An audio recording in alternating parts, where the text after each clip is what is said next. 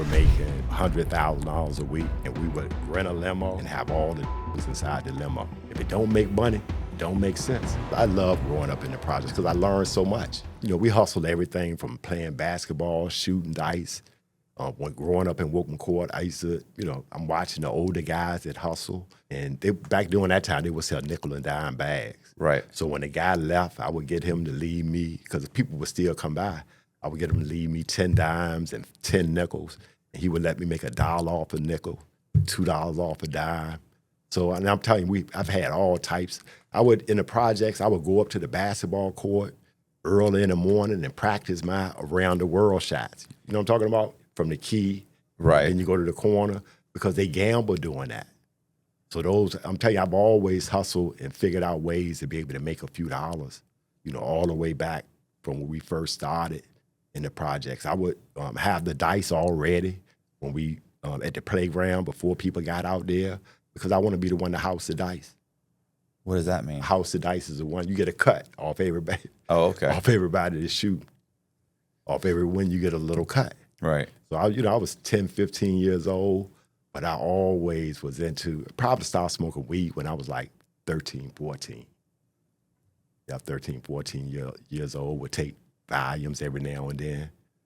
But I've always, with my mother, I had always wanted to be able to figure out some type of way to be able to help my mother, even though in the beginning, it's about crime that I was doing. I broke in cars and stuff like that when I was younger. We were breaking cars. I'll tell you something funny, is that the guy that taught me how to break in cars, he said, you got to go in there, and you got to take all these screws out and this, and that. I was like, man, that take too long. I would go in there with a screw. I figured out a better way. Right. I would go in there with a screwdriver and put it behind and pop that thing out and pull all the wires. Yeah, so we was, steal cars, but we were young during that time, and we would steal cars and find weed, find stuff in the cars, and what do you go do back to the project. What do you do with the car? Just drive it around, or do you we sell took it back to the projects. No, we didn't sell it. We took it back to the projects and parked it on the side street, so every weekend we can go back and use it again. All right. So another funny story, one of my best friends, Al Wood, Bay Clock, so we're riding around in one of them, a Datsun B210, I'll never forget it. And, we're drinking and getting high, so I'm driving, it's a 4-speed, 4 or 5-speed. I drive, Bay drive, and then the other guy that don't really know how to drive, he was like, man, I want to drive. So he had it in first, and he's running at like 30 miles an hour. And we're telling him, say, put it in second, because it's revving the engine. He looked down to put it in second, and we smashed into another car. So bad that, it smashed the other car, and he still got his foot on the gas because he passed out, and Bay had to jump out the back window. I jumped out the front window, and then we recognized that he was still out in the car. We go back to get him out of the car, and, we run like I don't know what, and, we was able to get away that time, but, there's other times where, we went out to break in cars, and we had to run, and my friend got locked up, but I got away. Were your brothers selling drugs at this time? All of them, or? Petty stuff during that time. Just petty stuff. Maybe a little weed, stuff like that. Yeah, but not the big stuff like we did. And there's nothing your mom can do. Right. She's 4 boys in the projects, all by herself. All by herself. A little lady, man, raised 4 boys. And I'm telling you, I learned so much from my mother. Being a person she is, that's why, I always wanted to be able to do something to be able to help her. My uncle, he came down from New York, and he did drywall. So me coming fresh out of high school, and we were able to move out of the projects into a medium income area. But initially, when I started working for that drywall company, that the thing, right at about a year or two, the thing that I recognized is that on Mondays, whenever the guys, they were white guys, that I work with, doing drywall. But whenever we came in on Mondays, all the guys would talk about is how much drugs they smoked over the weekend. So me doing drywall, initially, when I kept hearing that, it put the thought in my mind, because I had family that lived in New York, for me to give them a call and find out how much they sold powder for in New York, because I said, I came up with the idea to be able to supply them. And I'm telling you, it was crazy, but it was amazing. because, once I started going to New York, purchasing drugs from my cousins and bringing it back, that the white, the guys that I was selling to, those white guys, they would buy all of it. And it was amazing because I went from making $15 an hour doing drywall all the way up to being able, to make thousands every week selling drugs to them. Just to those guys, or To just those to those guys guys that I and work other for. people? Everybody, they were from Louisa County. That's not far from Richmond, Virginia. But I was able to plug into all of the people from Louisa that they knew that wanted it. Mm-hmm. So I'm telling you, they were buying 9 ounces, 12 ounces. And you were getting better prices? Yes, way better prices. I called my cousins in New York, and they gave me way better prices. Initially, I called the bus up there to get it and came back on the bus with it. All right. Yeah. Yep. But things were amazing, to the fact where probably within another 3 months, I stopped doing drywall because I was making so much money. I was just going to say, did you keep doing drywall? Like, if you're making that kind of money, like, why? Yeah. So I quit the drywall job, and that's what made me go into full-time selling powder. Okay. Yeah. So, that was a big thing where I was making tens of thousands of dollars every week. Did you end up selling to other guys that were selling for you, or was it just you? Initially, it was just me that was selling directly to them. But the other thing that happened was my cousins, once they started seeing how much I was going to New York to get, they wind up coming down to Richmond and selling themselves. They started selling here in Richmond.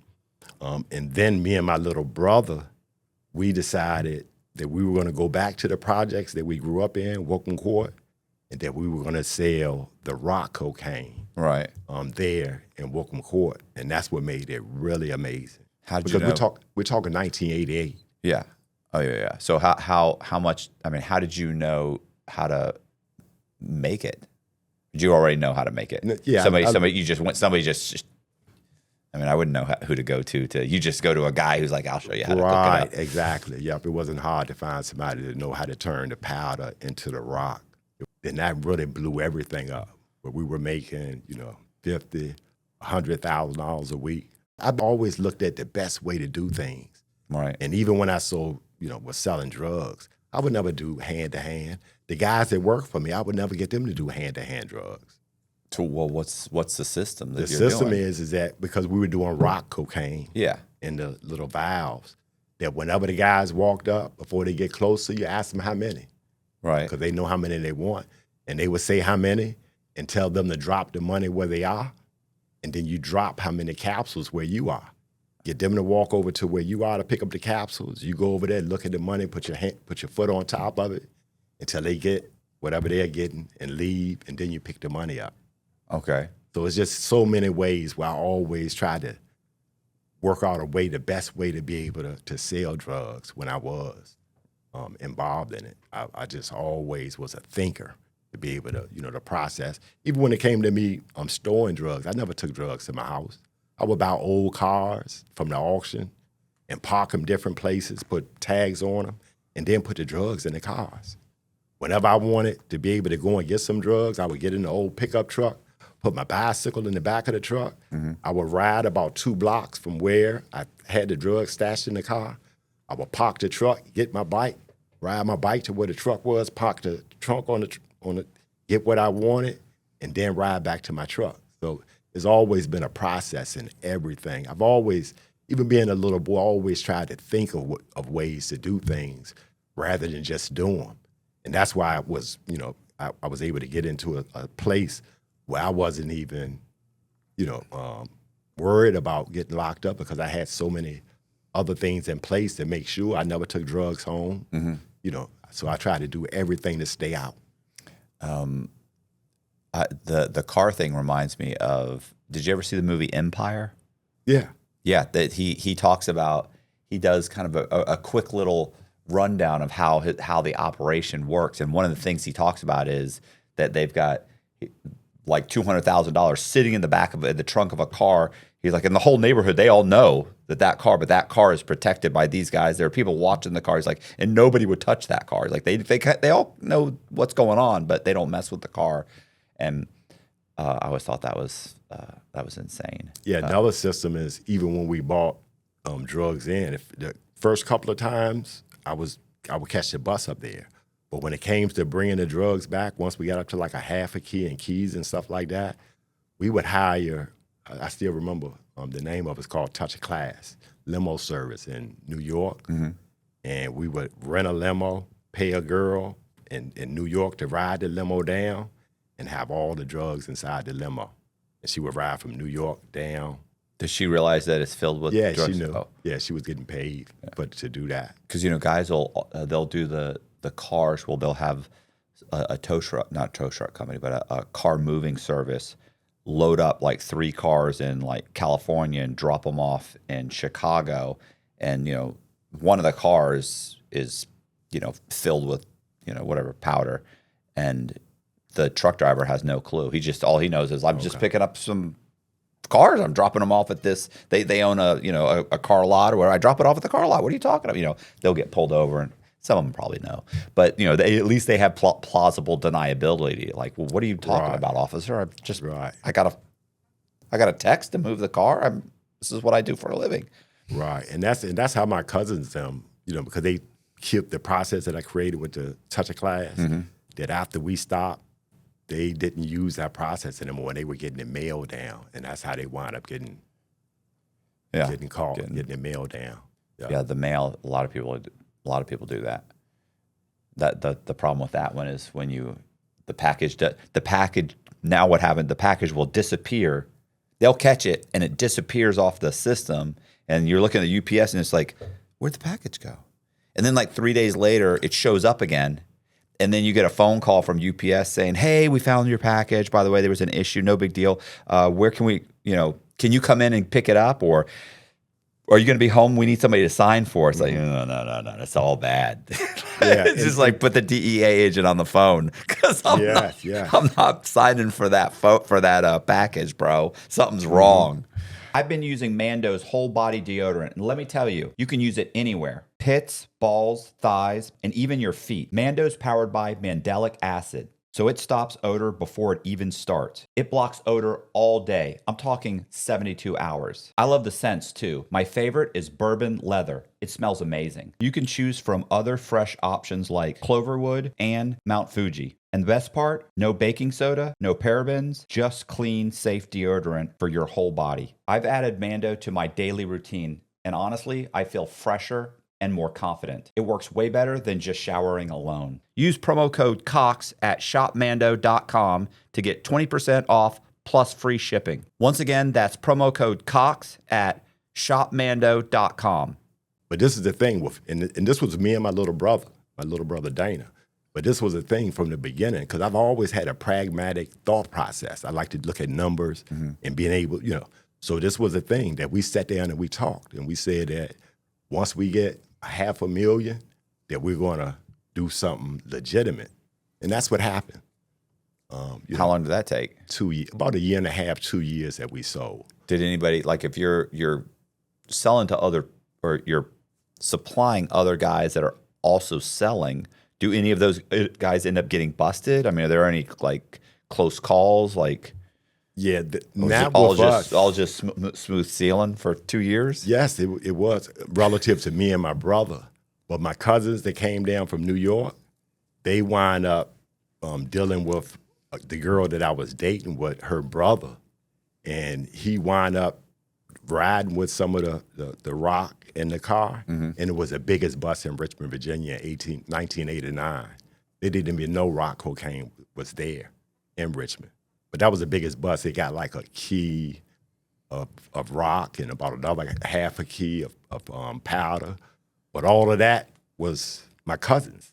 Right. It ain't have anything to do with us. I've never been caught with any drugs. Me or my brother, we've never been caught with any drugs.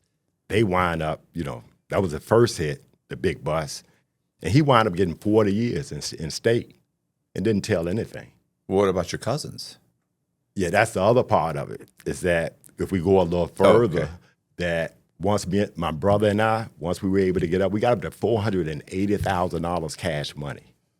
And we decided we were going to open up a jewelry and clothing store in Richmond, Virginia. We were the first ones to bring hip-hop jewelry and clothing to Richmond in 1989. and we opened up a jewelry and clothing store. And the way that we did that was we took some of that $480,000 in New York, and whatever jewelry that we wanted to buy, we'll look at the prices of what they're selling it for a gram of gold there in New York on Canal Street and on 47th Street. And then we would let them know we're going to spend $200,000 with you.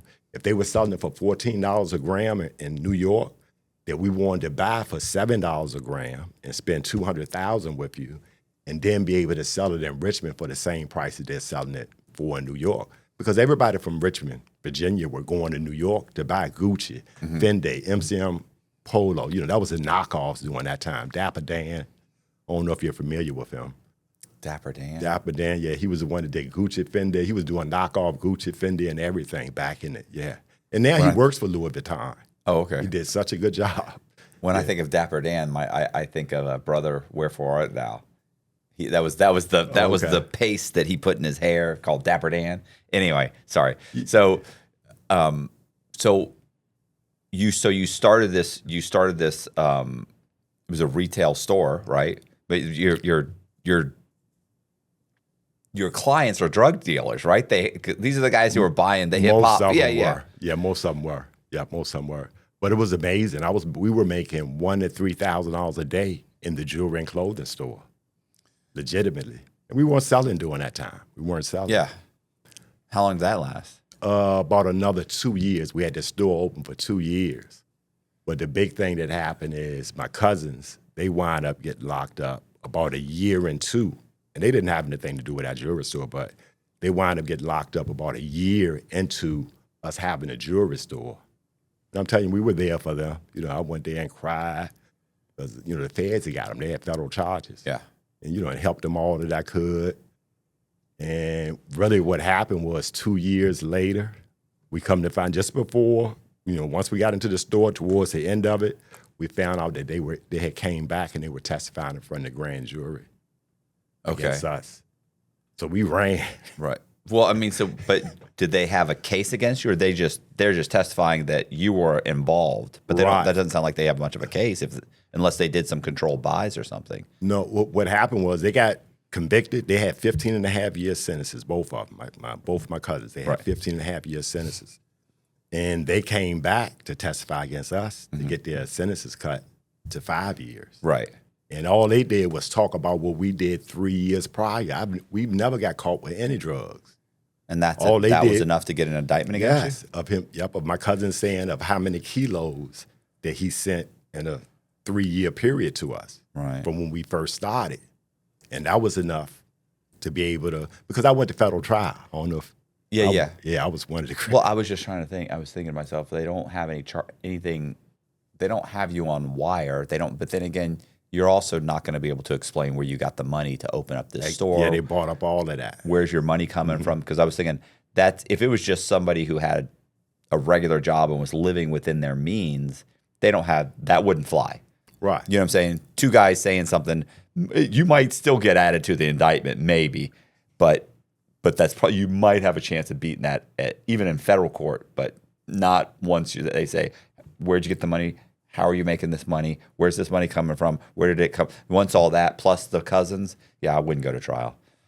I'd be terrified. Yeah, but, you know, I was young. I was like 24 during that time. And like I said, I never got caught with any drugs. You probably still thought it was fair. And I thought that, just being, and I thought that I would, you know, really didn't think that they would come and actually testify. So what happened? Did you found out that they'd done this? Did the feds come and arrest you? Or not immediately. They went in front of the grand jury. So when we heard about that, we, you know, were running a little bit, not out of Richmond, Virginia, but we were like, wow, you know, we don't know what's going to happen. But about 3 months after that, it just so happened I was in the car, and the feds were out there, and they were beating up a guy a little bit, you know, in which I thought. And I get out the car, and I'm going over there to him, and I'm like, man, y'all beating that guy, see his eye busted open? And they kept telling me to get back. And I kept, you know, I was just, because I had that type of mentality then. I was like, no, I'm just watching what's going on. And then eventually one of the guys came over to me and asked me what my name was. And I told him Illya Davis. That guy put me on his hip flipped me on the ground and said we had a federal indictment against you.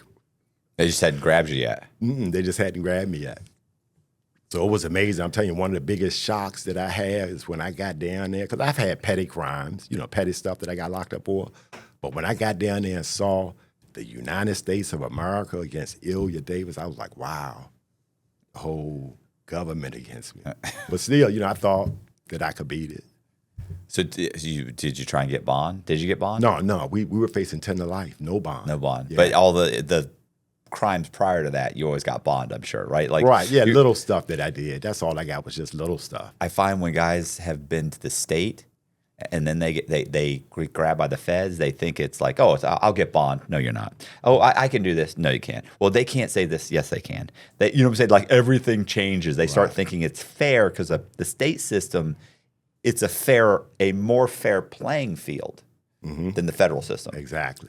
And then the other thing is that we were dealing with the crime bill, rock versus powder, where you got 10 times more. Yeah. Yeah, with the crime bill thing. So that's why it made it such a big thing when it came to that. But still, like I said, we thought that maybe they wouldn't testify, this and that. But then I would like to say this is that, and I've told them, I've talked to them because it's been 30 years. Yeah. I came home in 2003.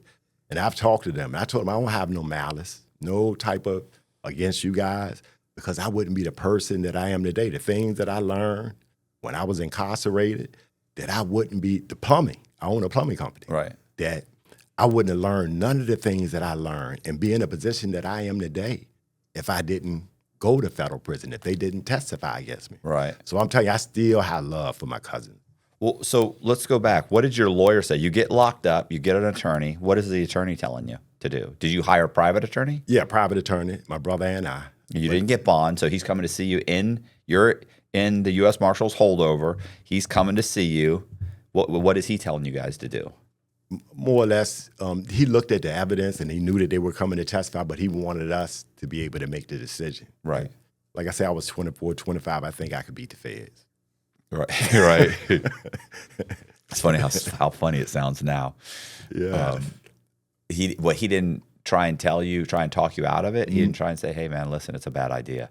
No, he didn't. And the other thing is this: is that when we went to trial, after they had presented all of the evidence, the jury was out for 3 days. The prosecution came to us and offered us 5 years each if we pled guilty. Jeez. But we thought we were going home. Yeah. We thought we was going home. Because like I said, we never had actual drugs that we were caught with, never. Right.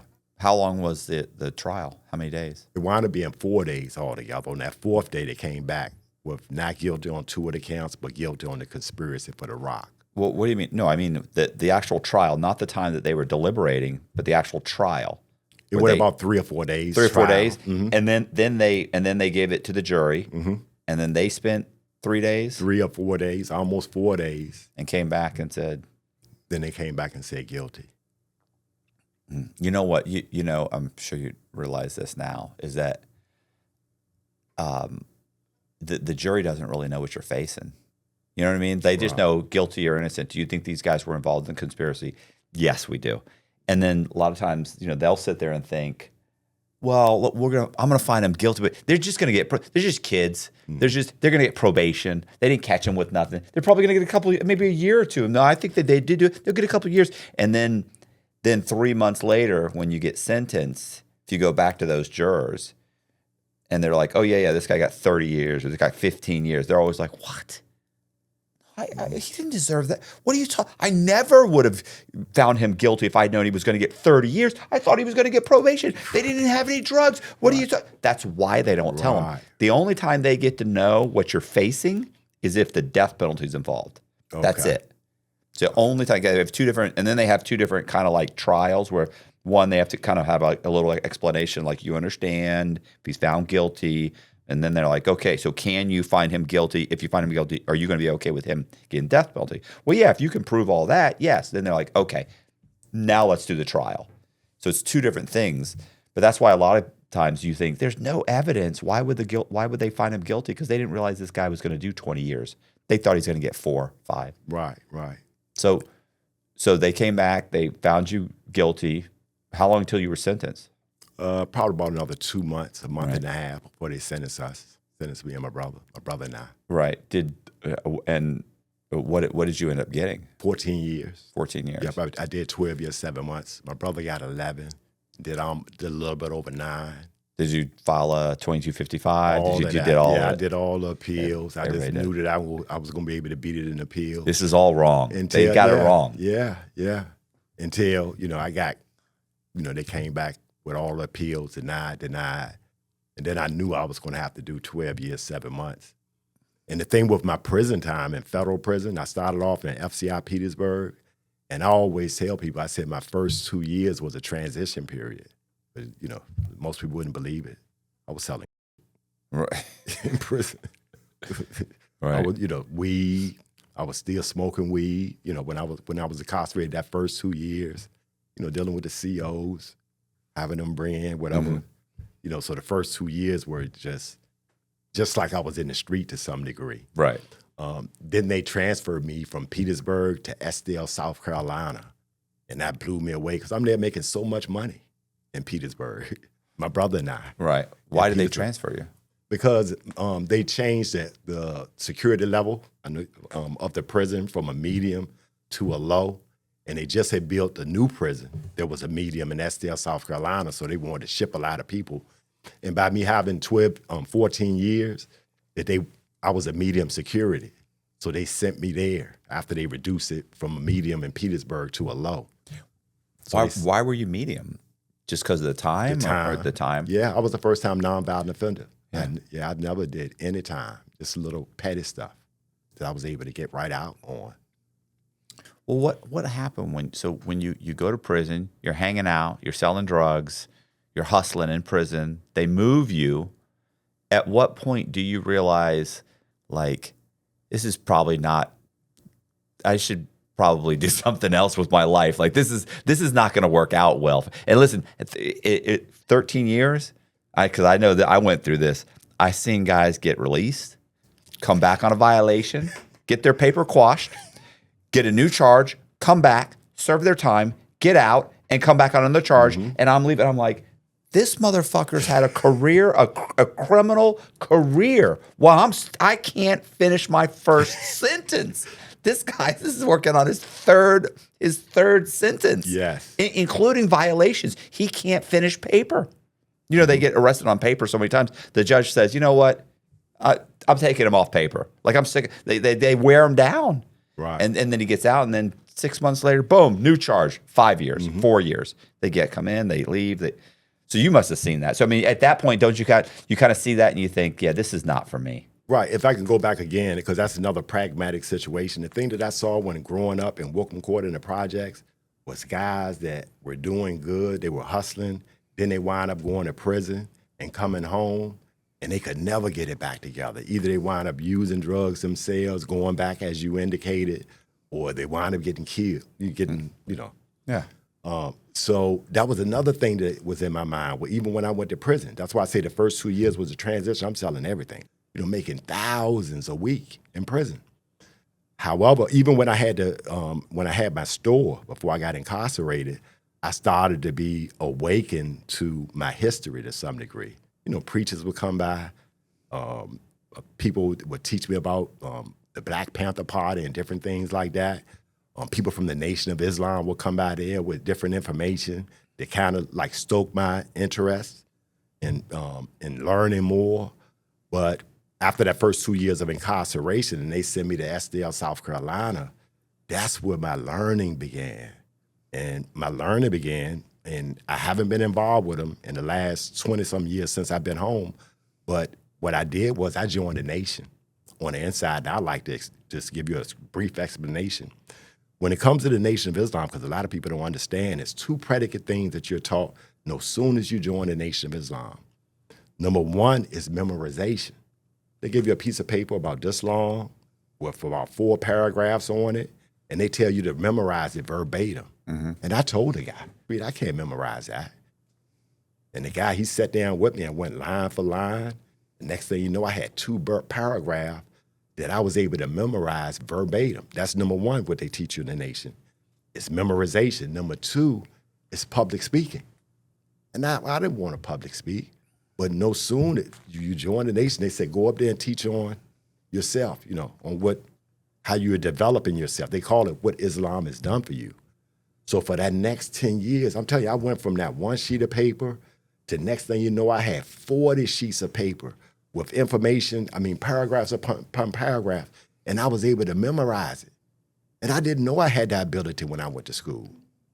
I didn't know that I could, do public speaking when I got to school. So once I found out that I could be able to memorize everything, I was in the Atlanta Penitentiary. One of my homeboys, T-Bone and Dollarhead, we were there. Dollarhead always got the USA Today paper. And he showed me an article that said that plumbers make more than doctors and lawyers without the student debt.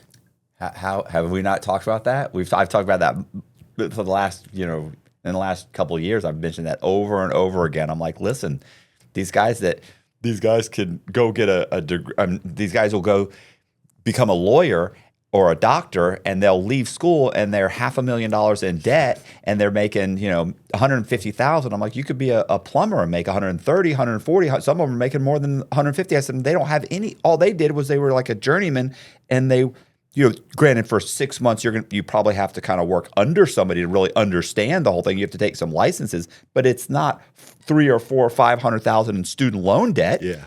That's just, you might have to live in someone's spare room for 6 months or a year to try and work out the deal. And then for the license, for listeners, when it comes to licensing, it ain't even about license. Okay, but it's not even about license, because I started my plumbing company with a home improvement company license. Right. You could do maintenance and repair and plumbing with a home improvement company. You don't have to be a journeyman. You don't have to be a master. You don't have to go.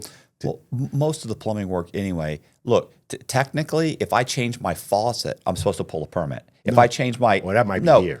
I'm saying on the books, nobody does it. Like if you change your toilet, you're supposed to go pull a permit. Nobody's doing that. No plumber's doing that. That's not happening. No. So same thing with like the air con. A lot of if they swap out your HV, all of it. you gotta go downtown. You gotta pay this. Nobody's doing that, bro. It's too much. Yeah, I don't know if what they're doing here in Florida, but in Virginia, with a home improvement company license, you don't have to go get a permit to unclog a toilet, snake a drain, change out a faucet. You don't have to go. No. I meant like if you're changing if you're changing out like the tub, or you're changing out the toilet, not snaking it. I'm just saying in general, if you're taking it out and changing it for a new one, they're like they want you to notify them, hey, we're putting in a new toilet. But no plumber's doing that. Okay. They pull permits if you're replumbing the whole house. Right, exactly. If it's a major job. Right. And everybody knows that. So But the listeners, the reason why I mention that, because it's an important point. The listeners need to know, those that I might be interested, is that when you with a home improvement company license, that you could do maintenance and repair and plumbing. You could do maintenance and repair and HVAC, electrical. Right. And carpentry. You could do all of that just with a home improvement company license. Well, so you were you were in prison, and you said that you just at that point, he showed you your buddy showed you an article. You read the article. At that point, how long were you incarcerated for? At that point, 8 years. 8 years. So I was in the Atlanta Penitentiary. I was heading to Morgantown, West Virginia, over there where Sean G was. Is that a low? Yeah, that's a low. Okay. And they had the plumbing apprenticeship. They had the journeymen there. So once I recognized I had the ability to memorize, I was like, man, I'm going in this plumbing shop and I'm and that's what I did.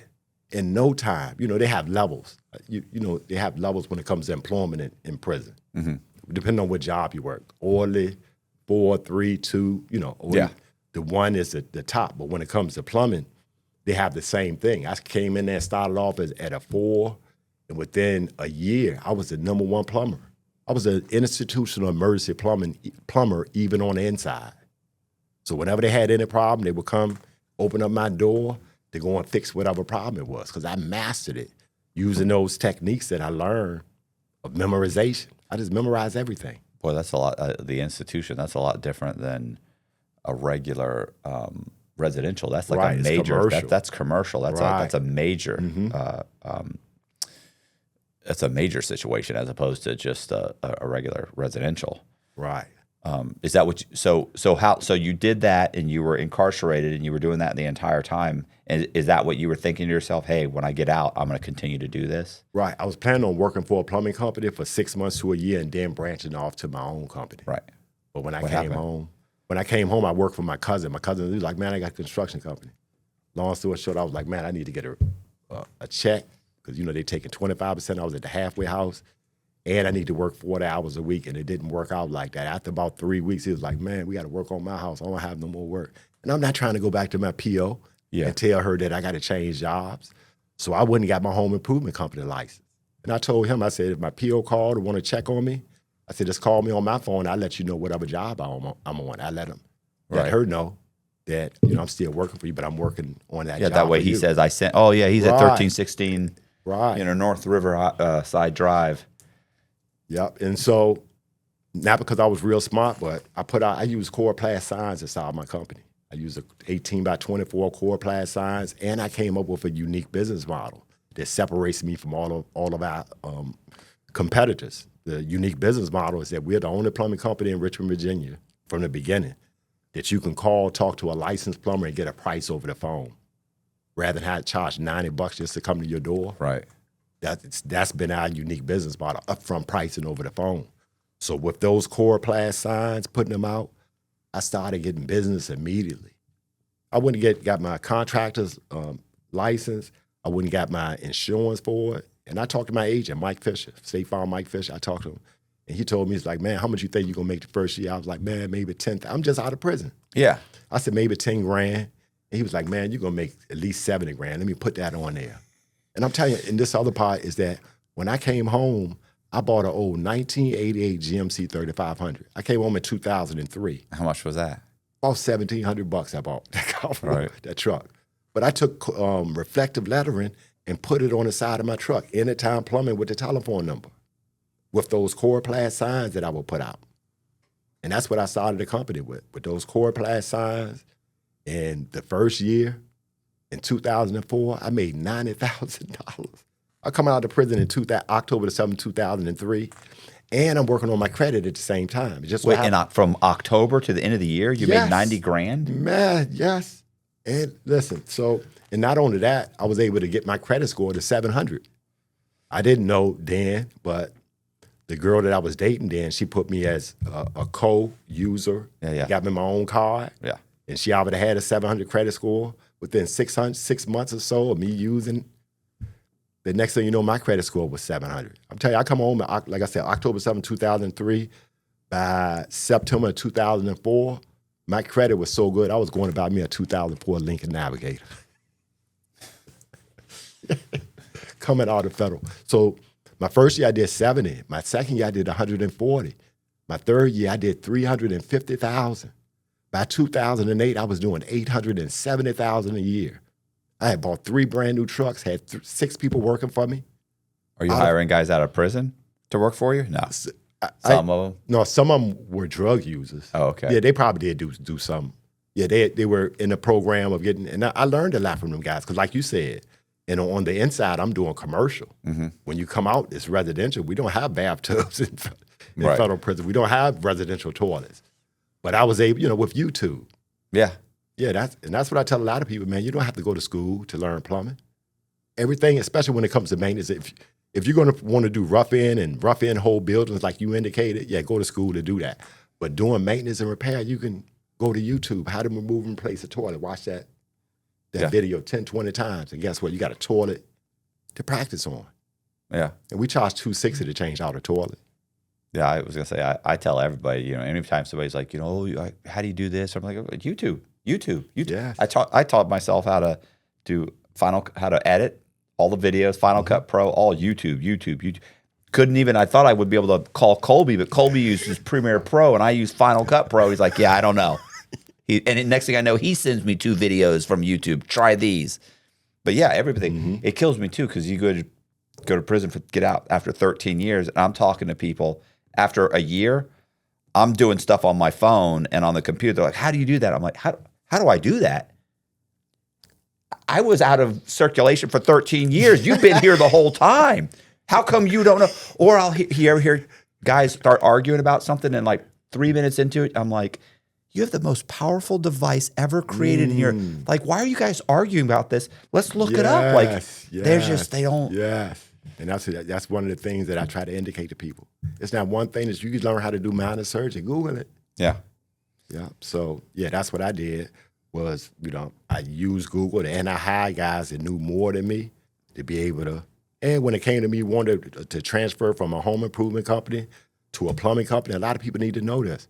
You don't have to have the master license. You can hire somebody with the license. Right. I tell people, you can open up a patient first. I don't know if they have them here.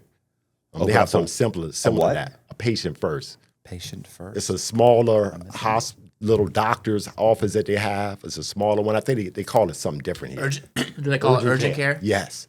That if you have the money, you can open up urgent care. You hire the people with the accreditation to go to DPOR to get all of the licensing. Oh yeah, all the guys I know that got messed up on with pill mills. Like none of them had. They all went. They go and they open a clinic. They're like, well, so I opened a clinic. I'm like, are you a doctor? They're like, no, you don't have to be licensed to open a clinic. You can open a hospital and not have you don't have to be a doctor. I opened the hospital. I hired the doctors. Yes. They would open up a clinic. They'd hire a bunch of doctors. Yes. They advertise. They do the books. They do. But that's like you said with YouTube. And with understanding that you can be able to hire people with the accreditation to be able. That's how people do with money. They don't go and get all of those degrees. They hire people with the degrees. Make it real. Yeah, so 2008 was my best year. Like I said, we did $860,000. Wait, you mean at the plumbing company? With the plumbing company. Okay. And we know that 2009, we had the Great Depression. Right. The recession, depression, whatever you want to call it. The financial crisis. I went from making $860,000 a year to making $40,000 or $50,000 for 4 or 5 years straight. From 2000, yes. Because the thing is this, I use the core plat signs as advertising. I did the magnetic business cards, and I'll talk about that a little later because that's the best return on investment when it comes to marketing that I've ever heard of. And during that time, just before 2008, I was advertising the Yellow Book, Yellow Pages, and the Verizon Yellow Book. You remember those archaic books that's not around anymore? Colby doesn't know what those are. Yeah.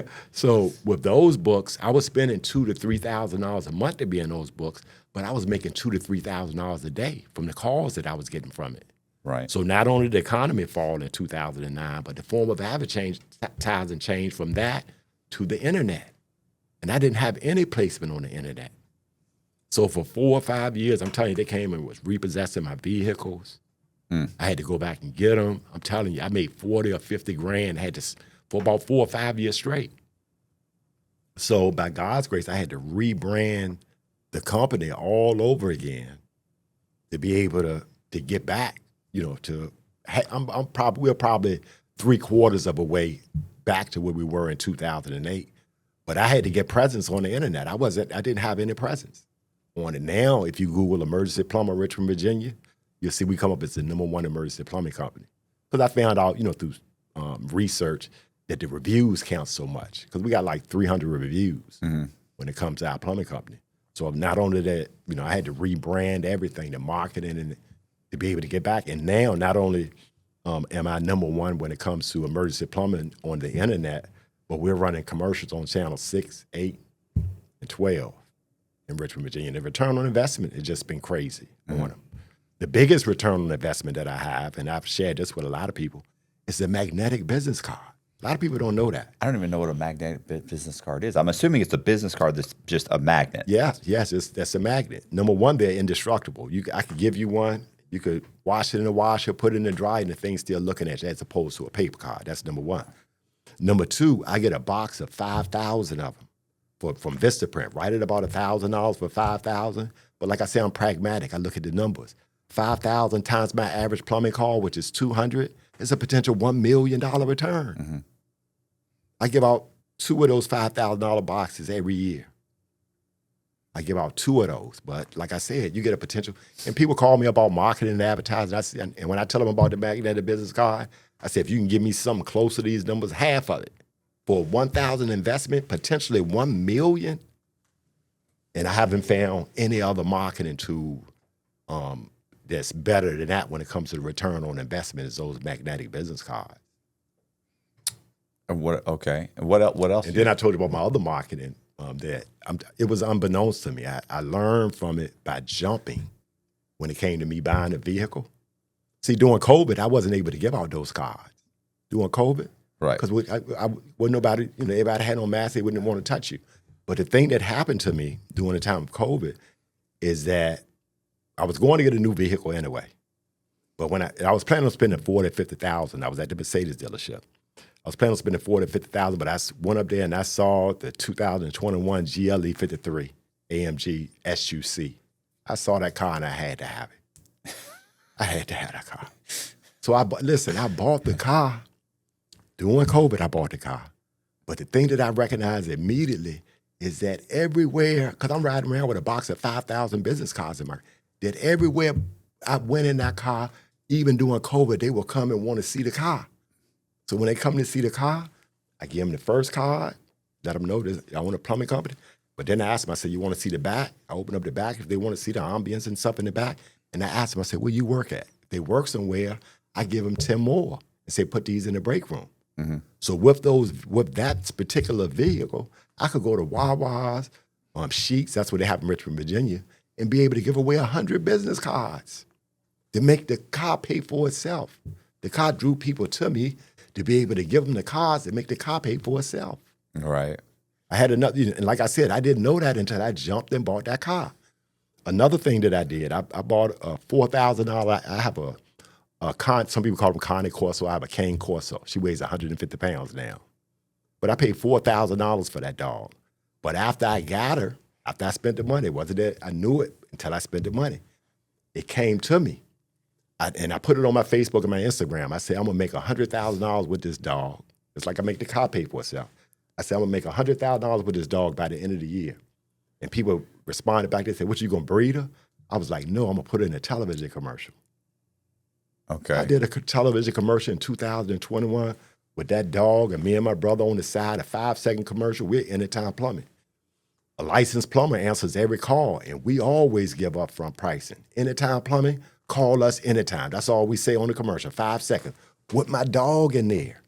But because, dogs. Because of the dog, people stop and watch because they like the dog? So many people, listen, my people that check my accreditation at the BBB before I ran this commercial, I might have got 4 or 5 people that checked my accreditation. After I started running those commercials with that dog in it, I had 100 to 200 people. In 2021, I made an extra $100,000 that year. And been making this with those commercials.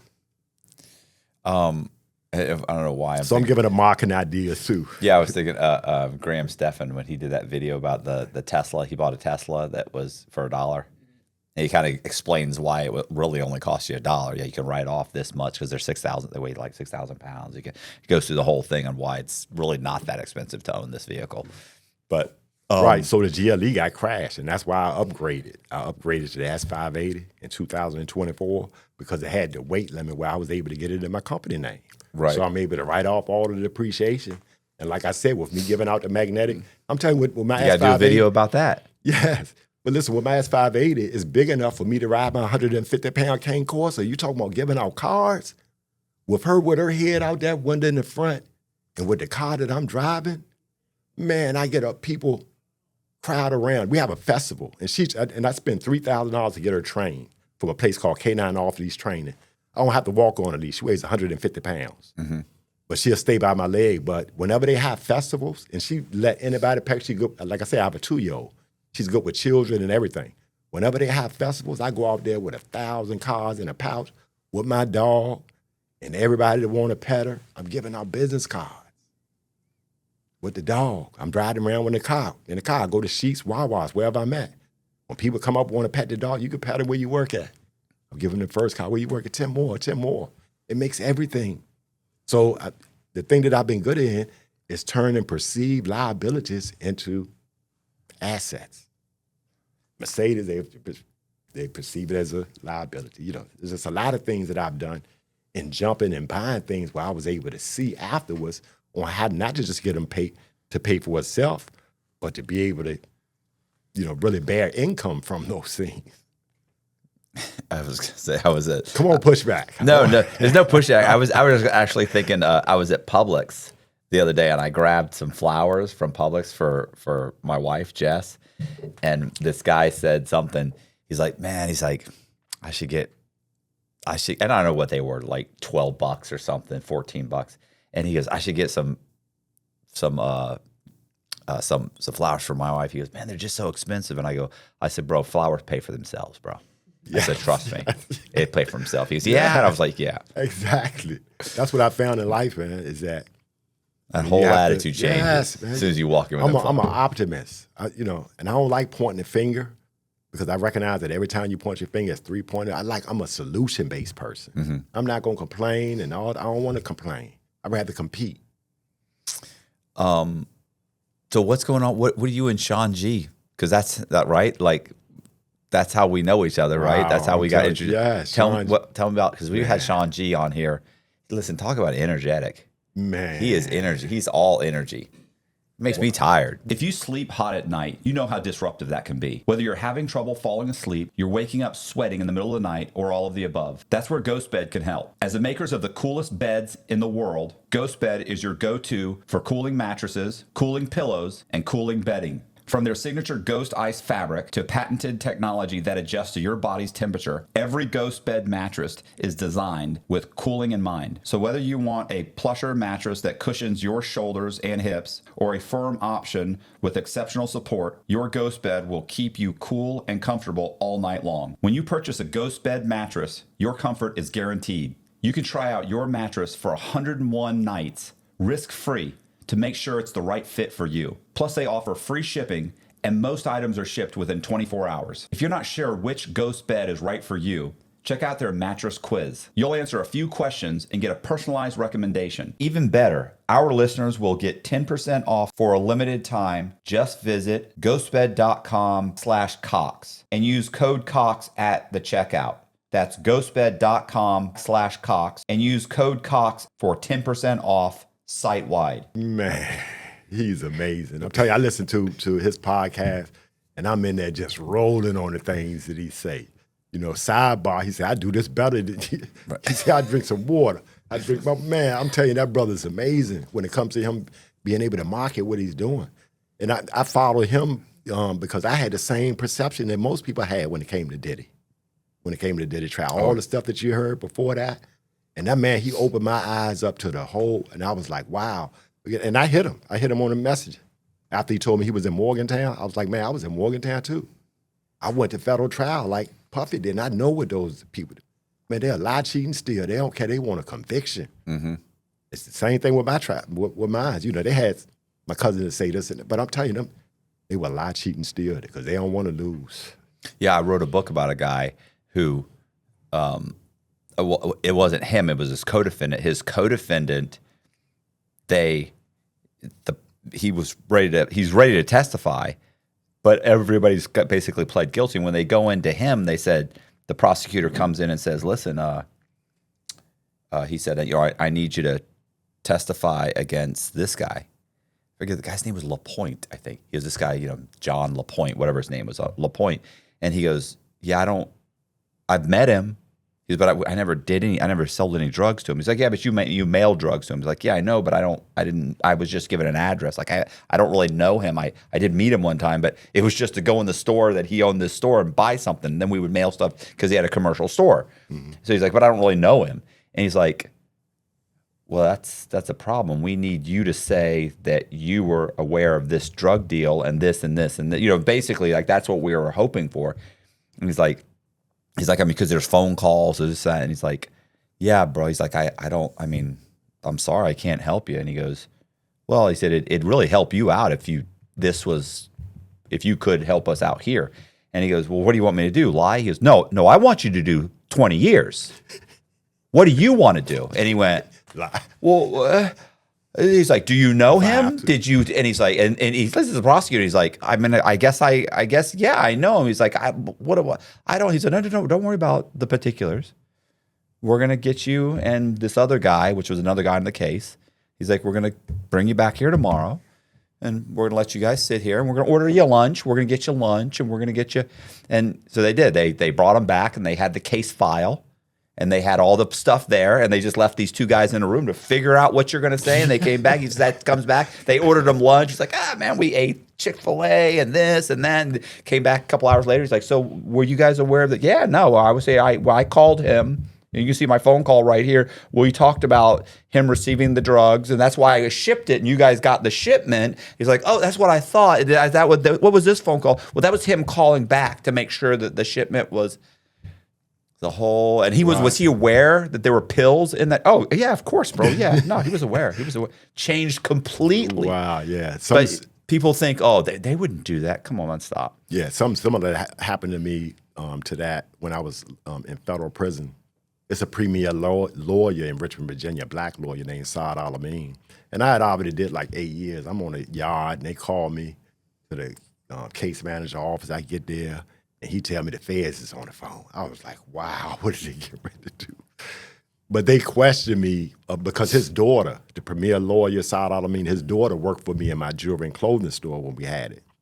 So they thought I had some type of information, but they were asking me to give them some type of information on Saad Al-Amin. I didn't know anything, but they don't care if you made up something there.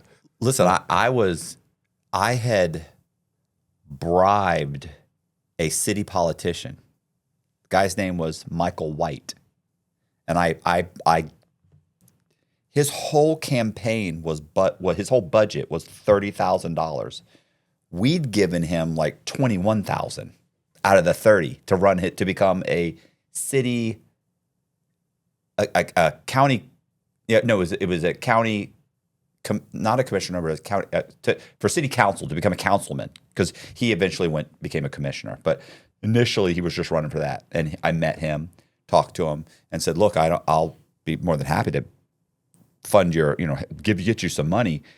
But I said, "Look, I'm in this area, and I got a whole bunch of real estate, single-family homes. I want to rezone them to multifamily, because let's face it, single-family house lot was probably going for $10,000, let's say, conservative. That's probably sometimes more, but let's say reasonably low end, $10,000.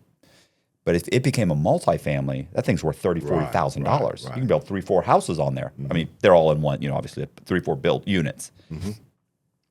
And I had like 100 lots. I'm like, so first I gave him $14,000. I was like, how much do you need? Because he was running, his whole campaign was $20,000 the first time. Mm-hmm. And I gave him 14 because he already had like 6. So I said, I got him 14. And I have fake people writing him checks. I got all friends, family, everybody's writing him checks. And second time he tied and had to do another one. That one was $10,000. So I just went and got him like $7,000 in cash and gave him $7,000 in cash. And so when the feds came, they're talking to me. I was running a scam. Now his name was Kevin Michael White. The scam I was running, I had made a fake person by the name of Michael White. So we got Kevin Michael White, we got Michael White, and I'm making money using this fake alias. It's a synthetic identity, Michael White in Orlando. And the cash that I gave him was coming from that scam, or at the very least, money was being withdrawn. Mm-hmm. And then a day or two later, he was getting cash and he was depositing cash. So it was very easy to link it all together. So the FBI comes to see me while I'm incarcerated, and they're investigating him.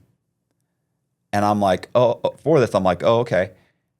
And my lawyer had made it very, very, she made it very clear. She's like, do not lie to these people. She's like, don't try and trick them. They'll try and trick you. Yes. She says, so don't lie at all, because if they find it, they'll do anything to kind of withhold anything from you, or any kind of, if they were going to cut your sentence, they'll withhold that cutting your sentence, because, oh, no, he lied to us about this. Yeah, but you used all this information to do this.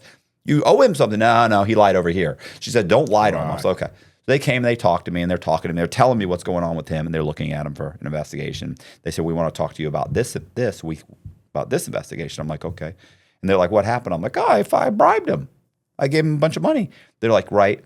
They're like, but the statute of limitations on that bribery charges, those were 3 years. It's been 4 years. They said, now the statute of limitations on bank fraud is 10 years. Oh, okay. They said, I was like, oh, okay. They said, now, you were running a scam in Orlando in the synthetic identity's name, Michael White. I went, right. And they go, Kevin's name, Kevin White. They said, at the same time, you were dealing with him, giving him money. And we can see money coming from this account going into his account.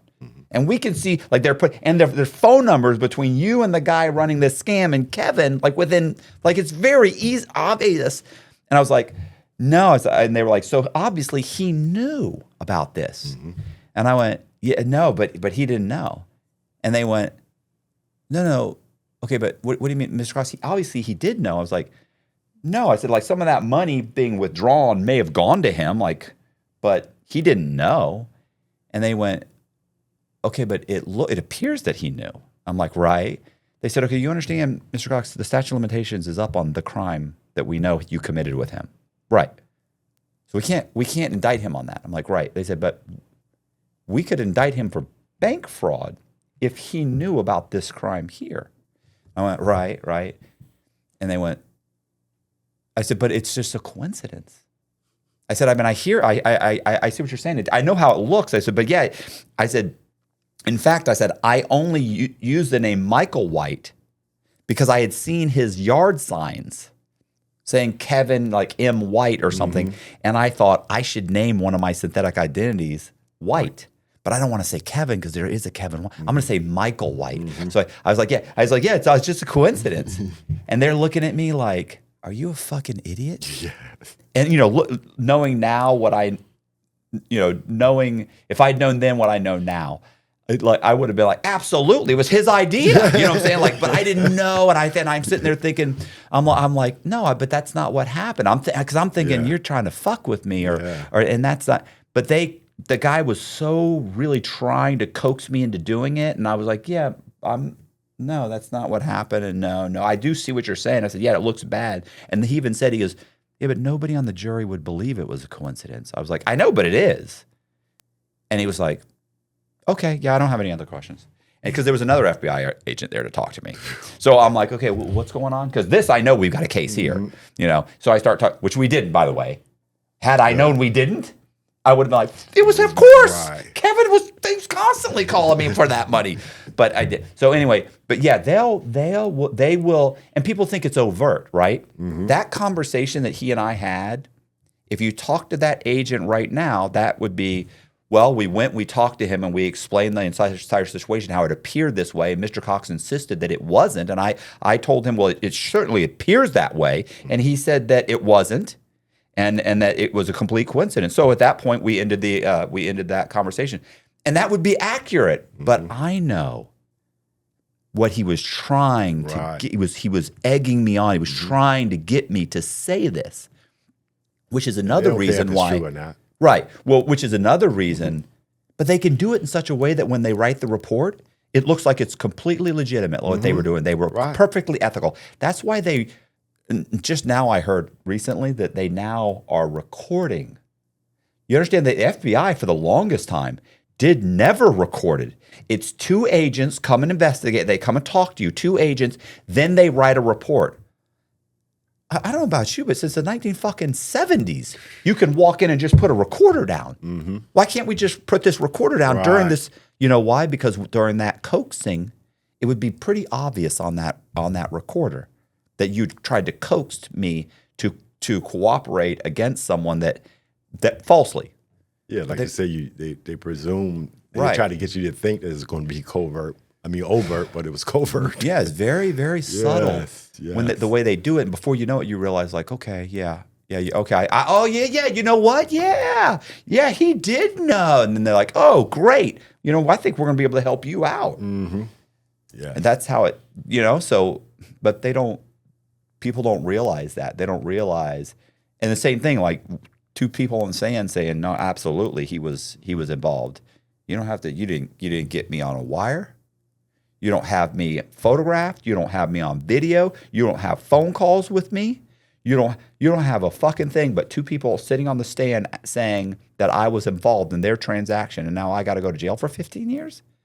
That's it. I mean, if you told someone that, they'd go, nah, that's not how it works. I always tell them, like, stop watching Law and Order. Yes. Because that's just a state and that ain't even real. And the feds, listen, I always say, if you're guilty, you 100% cannot go to trial. If you're innocent, 50%, you got a 50% chance of being found guilty. Right. And you're innocent. You're 100% innocent. Mm-hmm. You got a 50% chance. Right. People are like, no, that's not true. Yeah, okay. If I can go back to my upbringing, with my mother and father. And my father, he never came around. After my mother separated, my mother, she's a lady, probably about 5 feet tall, 90 pounds her whole life. Mm-hmm. She raised 4 boys.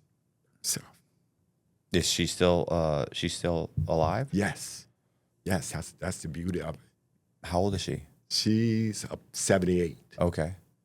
Yep, she's 78. Yeah, so that was another big thing if you could, because it's just a part of my life. And again, I believe that deprivation sensitizes compassion. So, the things that I went through, it made me more compassionate in life. That's what I would say. What happened with your dad? I mean, he just never, you say he never came around again. I mean, you know what happened to him? You kind of know? No, he started another family. He's got another family in another town? No, in the same town, in the same house that we lived in. Do you ever see him? No, I'm every couple of years, even when I was incarcerated, every couple of years I call him on his birthday, or we'll go back on his birthday. He'll be like, oh, yeah, I miss you. I was just thinking about this, and that. And I would tell him, even when I was incarcerated, I'm calling you on the counselor phone. I'm calling, or either I use the money that I have, that if you want, you can send me some money and I'll be able to call you back, or you can write me and I'll write you back. But then another 2 or 3 years to go by, I don't hear nothing from him, then I call him again. And I've done that. I've always been involved with trying to bring the family together. I've always, tried to just brush all that old stuff back. He's not interested. But no, the last time I went by there to see him, I went by there for his birthday, my little brother and myself, and I told him that I had my first child. I have a 3-year-old, she's 2 now, but she's getting ready to turn 3. And I told him about that I have a 3-year-old now, But he's after we left there, we went back on his birthday, we didn't hear anything from him.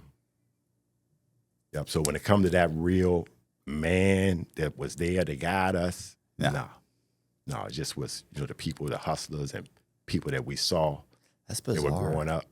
That's odd, don't you? I mean, that's just weird. It's not like you're an asshole to him. You're not. It's not like you're angry at him. You're trying to say, hey, we can all hang out. Right. And no interest at all. It's the same thing with my cousins. No interest. I still have the same love for them, but when it comes to them trying to rectify the situation, just saying I apologize, because we've already moved on. I've had events at my house with my same cousins, with their wife and their children. They were able to come over the house, and I cook on a big green egg for them, and everything good. Like I said, I still love my cousins. I don't have no malice towards them. I don't have no malice. Because like I said, if they didn't do what they did, I wouldn't have been able to go to prison and learn the things that I learned to put me in the position that I am today. I credit my my successes in life, being incarcerated, and since I've been home, is due to me caring for others. The first law of nature is self-preservation and of kind. So one of the things that I wanted to be able to do, being that my mother had been through so much, is that we wanted to retire her. My brother, he's the lead guy when it comes to my plumbing company. He's there running it now. So we wanted to be able to retire her. And, through me being involved with community service initiatives, I've done like 3 or 4 of them. One of them, the home that I stay in Richmond, Virginia, I bought it for a residential training program. But when the economy fell in 2009, I paid and that's another point, because I paid $207,000 cash for that house. But when the economy fell, I wasn't able to do the residential training program. But after I was able to get things back together, one of the biggest things was for us to be able to retire my mother about 9 years ago. Right. The house that we're in is 4,000 square feet, 4 floors. I was, like you said, multifamily is the thing. I was able to build out an apartment on the lowest level for my mother, another apartment on the other side for my brother and his wife, and me and my fiance, we stay in the main part of it. So and so that's the first thing, is that I couldn't. It's always been in my heart to be able to retire my mother. Mm-hmm. Buy her a car where she don't have to go anywhere, unless she want to. Right. So that's been number one.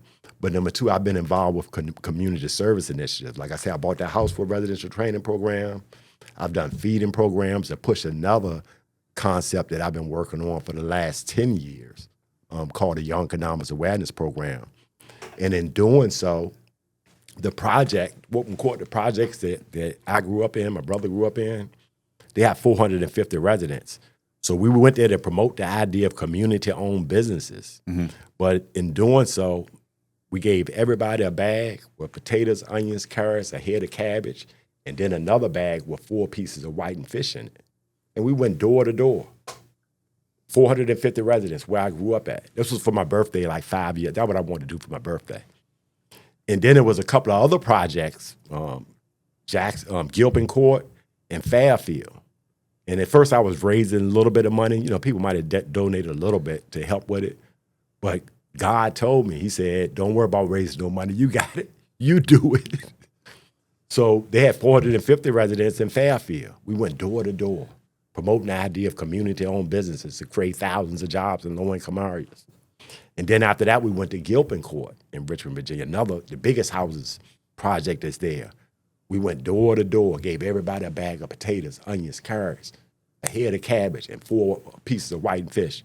You know, I spent $30,000 of my own money to promote the concept of community-owned businesses to be able to create thousands of jobs. And that's just what I've been involved with. I had a nonprofit club called, my middle name is Aristotle. I looked at, like I said, I'm pragmatic. During that time, I was looking at the amount of money that African Americans spend to go out to, you know, for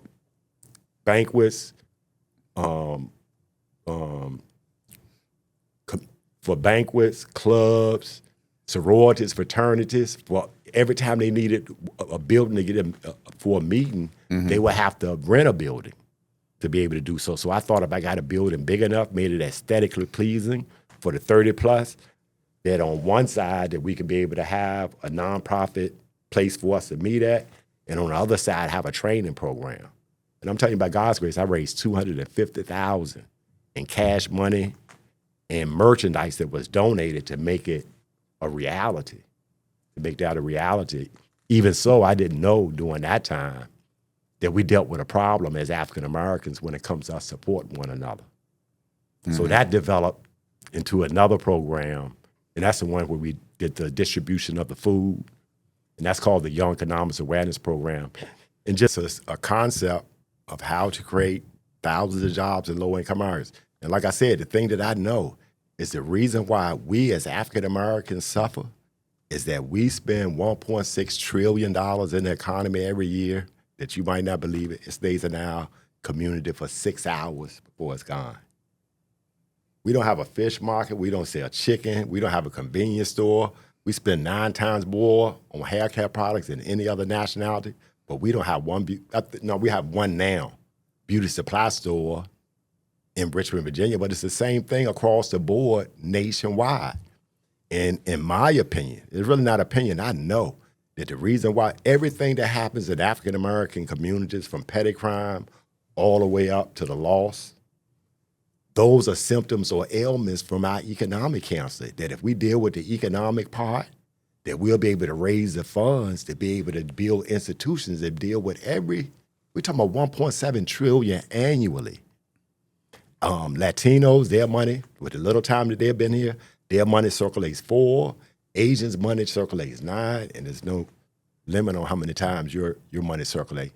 But the thing that I learned is that when it comes to the culture of any group of people, it's 4 main parts. They indicated when I read it, they indicated it's 4 legs on a chair, because if you don't have all 4 of them, you got a 3-legged chair, you're gonna fall. Right. Family, religion, education, and economics. Every other group of people, they have a fish market.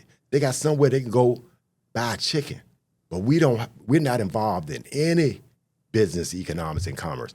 Even when it comes to my plumbing company, the reason why I'm successful and we're able to do the numbers that I did then and the numbers that I'm doing now, 90% of my clients are Caucasian. Mm-hmm. Yeah, well, I was going to say too that most African Americans are educated in public schools, and public schools don't focus on entrepreneurship, and they don't focus on basically on finances. They don't on credit and I'm not saying that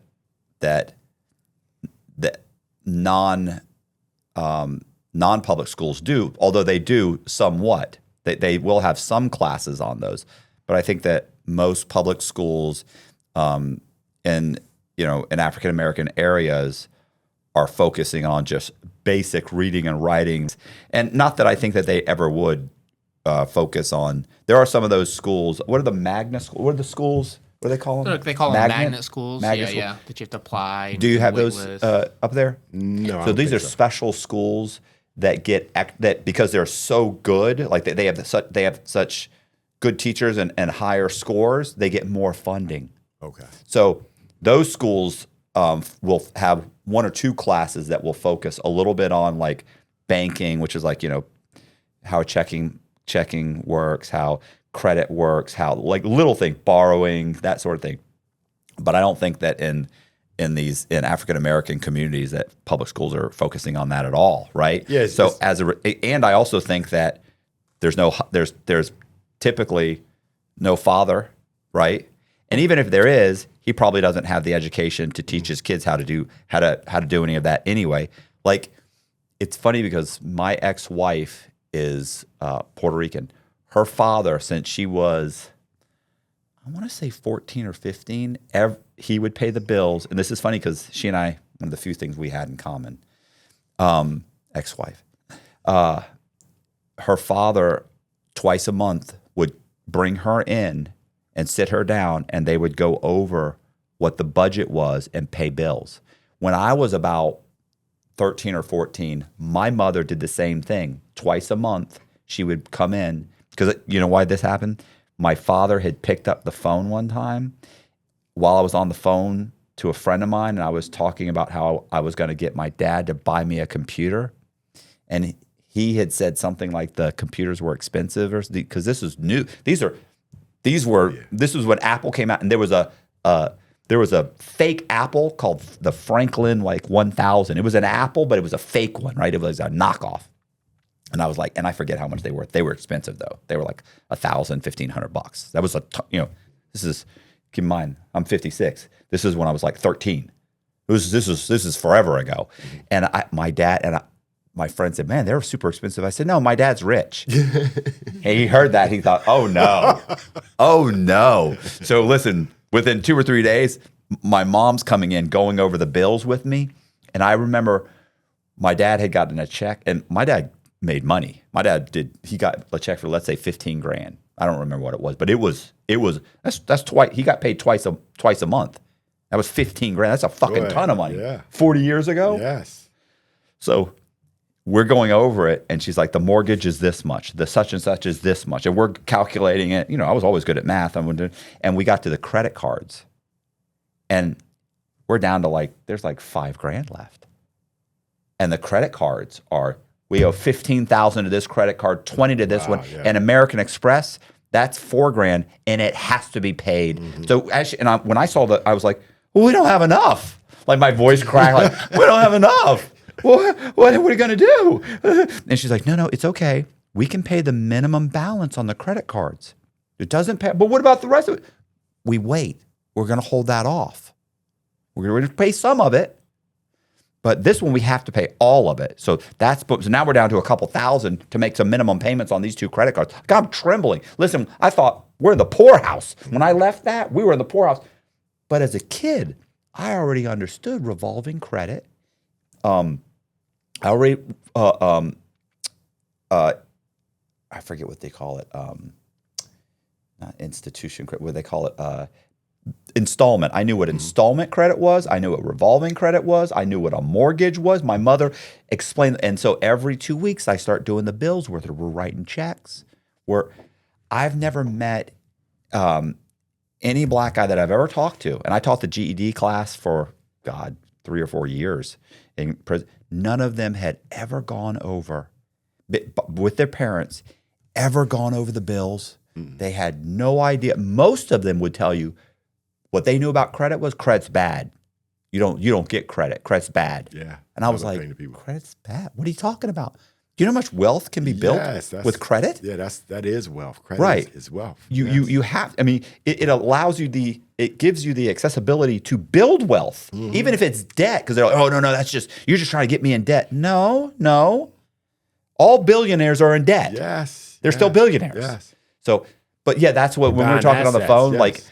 like there was this whole thing that, you know, I kind of like figured out as I was like, they're not teaching themselves, and they're expecting the families are expecting the school to do it. The school, you know what the schools are teaching you? How to be an employee. Yeah, that's all. And that's what I'm going to consume That's and an it. employee. Right.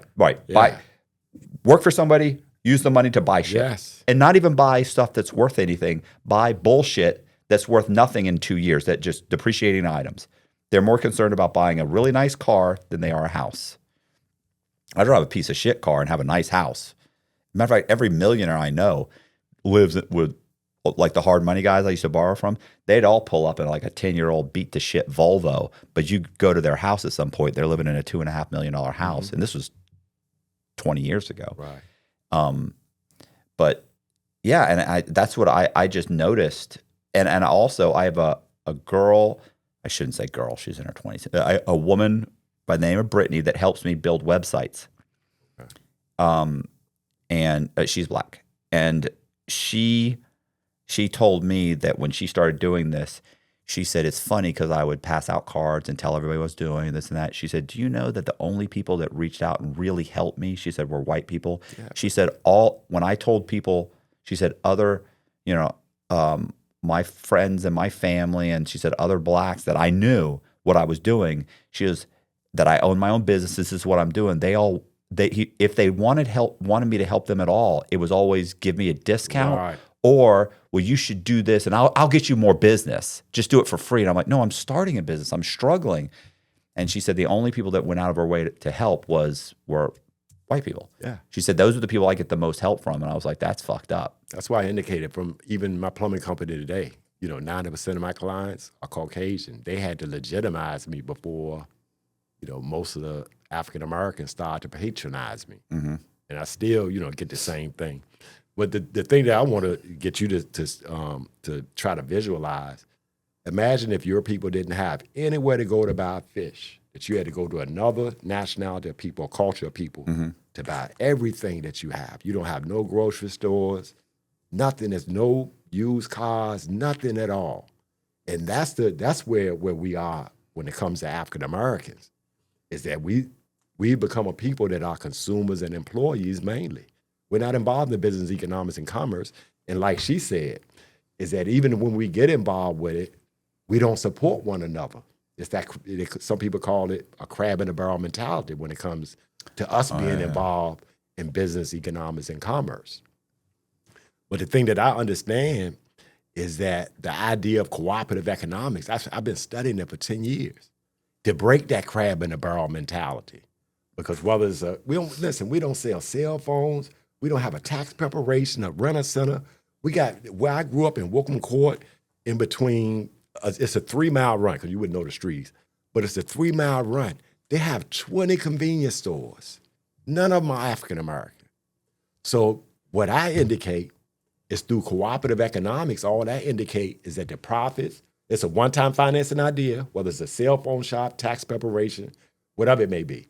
You put the money up one time, it self-sustains itself, and by being community-owned rather than privately owned by me or you, that it breaks that crab in the barrel mentality when it comes to them supporting it.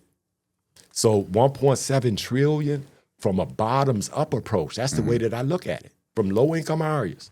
With one building, and this is the other thing, is that this idea when it comes to the Young Economics Awareness Program and these community-owned cooperative businesses, it's not for me to start. I'm not pushing it for you to start. This is an idea that I've been working on for 10 years to be able to get it to any other entertainers, sports stars, and musicians that already have nonprofits and foundations, for them to open up the cell phone shop in the communities where they already have their foundations and nonprofits, for them to open up the convenience store. Because this is a concept that ain't about pointing this finger at the white, the black, the policeman, or nothing. It's about pointing this finger at the money that's being generated, and there are millions of dollars. It's in the cell phone shops in low income areas, in the convenience store. I did the research. They make it anywhere from $200,000 to $1 million each, and they got 20 or 30 of them in low income areas.